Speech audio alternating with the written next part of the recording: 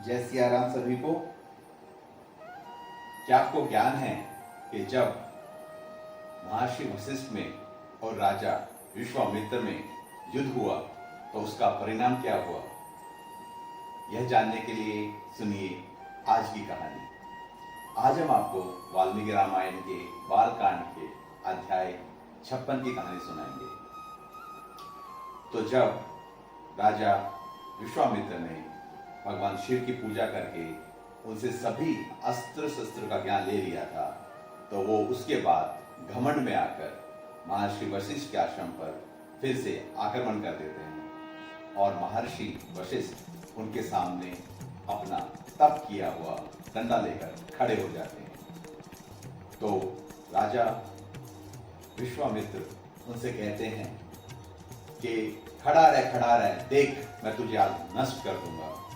और महर्षि वशिष्ठ कहते हैं मैं तो यही खड़ा हूं, आज देख लेते हैं कि एक क्षत्रिय के अस्त्र शस्त्र ज्यादा बलवान है या एक ब्राह्मण का तप ज्यादा बलवान है। उसके बाद राजा विश्वामित्र ने अग्नि अस्त्र से महर्षि वशिष्ठ के ऊपर हमला किया और महर्षि वशिष्ठ ने सिर्फ अपने डंडे से उस अस्त्र को नष्ट कर दिया। उसके बाद राजा विश्वामित्र ने अनेकों अस्त्र, वायु अस्त्र, इंद्र अस्त्र, इस प्रकार के हजारों अस्त्र महर्षि वशिष्ठ के ऊपर छोड़े, परंतु महर्षि वशिष्ठ ने सिर्फ अपने तप किए हुए डंडे से उन सभी अस्त्रों को नष्ट कर दिया। आखिर में जब कोई भी अस्त्र काम न आया तो राजा विश्वामित्र ने ब्रह्मास्त्र उठाया और वो उससे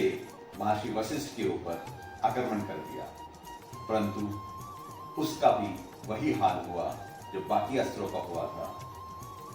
ब्रह्मास्त्र भी महर्षि वशिष्ठ के डंडे के सामने निष्फल हो गया।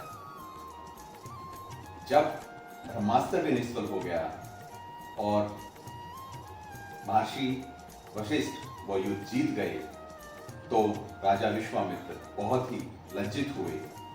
उन्हें अपनी गलती का एहसास हुआ। उन्होंने महर्षि वशिष्ठ से कहा कि आज मुझे ज्ञान हो गया कि एक ब्राह्मण का बल सदा ही एक क्षत्रिय के बल से अधिक होता है, और अब से मैं तपस्या करूंगा और अपने अंदर ब्राह्मण तत्व को उत्पन्न करने की कोशिश करूंगा। और इस प्रकार आज का अध्याय समाप्त होता है। आज के अध्याय से हमें ये शिक्षा मिलती है कि आप कोई भी कार्य अगर घमंड में आके करते हैं कि आप बहुत बलवान हो गए हैं, यह सोचकर करते हैं, तो निश्चय आपका पराजय निश्चित है।